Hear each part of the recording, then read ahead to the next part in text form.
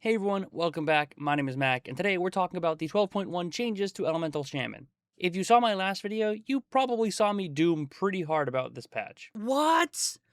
35? Dude, they're gutting our Apex talents. I read the notes, I saw what they did to Ascendance, and I kind of figured we were cooked.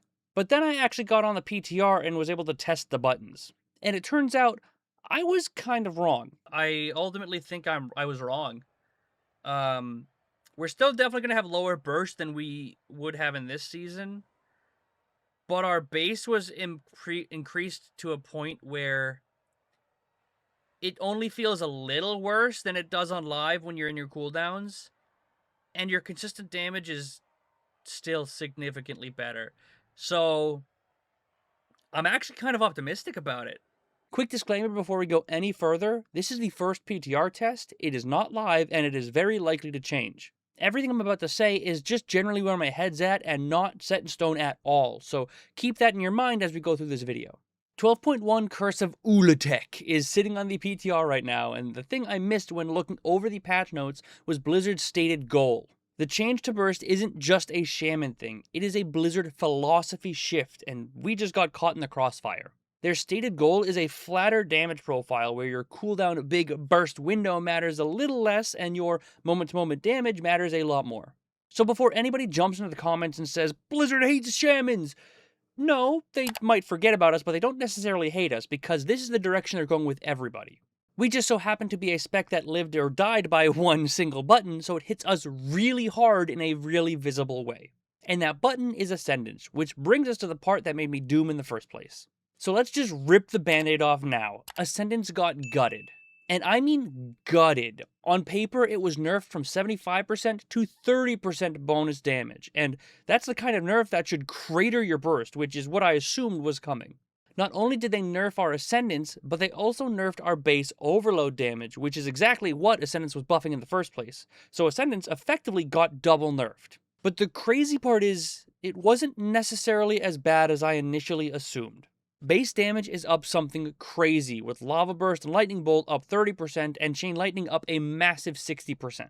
And all of that is your base damage increased as well as feeding into your Ascendance window. So even with the button itself cut, the damage that you actually pump during the burst gets dragged most of the way back up to where it sits currently on live. To break this down in simplistic terms, let's say on live currently in 12.0.7, our base damage is currently around a 50, and when you click Ascendance, it bursts up to 100. On PTR, your base is more like a 70, and your burst is sitting somewhere around an 85. Yeah, the burst is weaker, but your floor went way up. The damage between your cooldowns, the stuff that used to feel like garbage, is where all those buffs landed. And honestly, it's not as bad as my last video made it seem. It plays flatter, it's more consistent, and frankly, it feels a lot better outside of your CDs. While I don't necessarily agree with Blizzard's new idea of flatter damage profile across the board, I do ultimately think I was wrong to just write it off. So if you're dooming or panicking about 12.1, you don't need to, it is a lot better than you might have initially thought. Now, do I think the nerf was the right call? Not really. Give us Ascendance baseline as 2 minutes and I'll be a lot happier because a 3-minute CD that is just this piss poor weak is an absolute joke. And while you're at it, turn that Ascendance choice node into deeply rooted elements and premonitions instead of that first Ascendant garbage. That rework would make this change feel actually really good instead of just fine. And real quick before we get into the build stuff, I have to just call out a patch like this really blows up my inbox. I get a ton of questions every time, and I'll do my best to answer all of those big ones right here in this video. But if you want personal guidance or specific setup information, that's exactly what my coaching on my Patreon is for. So go check that out if you're interested. Anyways, shameless plug over, onto the build question, which is honestly the most fun part of this entire patch. Farseer's back, dude, and I didn't see that coming. I went into this expecting Stormkeeper to just stay king like it has been, and then I tested Farseer and kind of just sat there amazed for a second. And before I just throw numbers at you, one important note, all of this testing was done with the exact same gear I have on live, same items, same 291 item level, no new tier sets, nothing. So the difference I'm about to talk about is just pure clash changes, not me sandbagging the comparison with better gear, just literal apples to apples. In my testing, both Farseer and Stormbringer were dealing pretty competitive similar damage, sitting somewhere around 350 to 400k consistent. And if you have a good pull with some good procs, that can easily jump up to 500k consistent. And that to me, especially in Farseer, sounds crazy. And between the two of them, it's the same dynamic you already know, just flipped to matter a little bit more. Stormbringer still has higher highs and lower lows, and Farseer is just much more consistent. And in a patch that is specifically trying to flatten everyone's damage profile out, a consistent spec suddenly looks really, really good. So my tentative read, and I want to stress this, my tentative read is that both specs are likely to be viable if the current changes remain. But that is also contingent on the tier set actually working, which, spoiler alert, is its own mess entirely, but we'll get there in a moment. The other thing I wanted to at least just mention briefly is that for a chunk of you, this is likely a great thing because Farseer is just an easier spec to play. It's slower, it's more forgiving, and it's basically just sending Voltaic Blaze on cooldown in Mythic Plus. If you're newer or you're coming back to the game, or you just don't want to sweat a more difficult playstyle, you're probably pretty happy with these changes. Now, unfortunately, the tier set I couldn't test because it was bugged when I was testing it on PTR. It was improperly eating its charges somehow, so I couldn't really get any consistent data on it. So everything I'm about to say comes with a giant asterisk because I was working around a broken version of it. The 2-tier set is just a joke, a 25 bump to a couple of things that you barely notice, whatever, it is what it is. But the 4-set bonus is where it gets interesting because when you Stormkeeper or Ascendance fades, you get 2 charges that empower your next Lava Burst, Chain Lightning, or Lightning Bolt to deal extra damage. And casting those empowered spells then grants you Overcharge, which makes your next spender entirely free.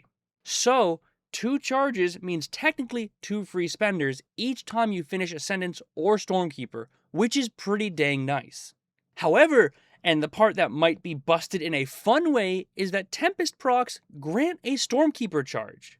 And on the PTR, Tempest procking and then the Stormkeeper proc did proc the tier set, which feeds all into itself. Tempest into Stormkeeper, into tier set, into more of the same. If that is intended, it is absolutely bananas. And if it's not, it is definitely getting fixed. I genuinely don't know what it is. I assume it's meant to work that way, but 2 free spenders for every Tempest you generate based on how many spenders you spend is kind of crazy, so I'm flagging it here just to watch going into the next build. But it's not all upsides, because going into that next tier set, we're losing our current one, which is a lot of haste and an extra charge on our Stormkeeper, which does hurt more than you'd think. But there's a real chance with this new tier set that you're going to drop Aftershock for Tectonic Collapse, because the amount of spenders we're going to get is going to be insane, particularly free ones, and if we happen to get an Aftershock proc with any of those, we're likely going to be pretty capped on Maelstrom. So it's kind of a big shrug on the new tier set because I couldn't really test it, but as it stands right now, I'm pretty optimistic. It's pretty darn powerfully broken, and at the same time, it's untestable, so we'll just have to wait. But if it stays the way it currently is, Stormbringer could absolutely be bananas bonkers broken right now with how many free spenders you could get. Now, let me hit on a few quick things because there's a bunch of smaller changes worth talking about, at least so you're aware of it. On stats, my assumption is Mastery is going to be worth a decent amount less now, since they nerfed overloads pretty significantly. Because of that, crit and haste are likely to go up, and crit especially with all of those free procs lying around. But to be clear, I'm not smart enough to actually know for sure, so genuinely just wait for the smart people to tell you what the new stats are. They'll have real weight soon, and they'll be much better than just my random feely vibes.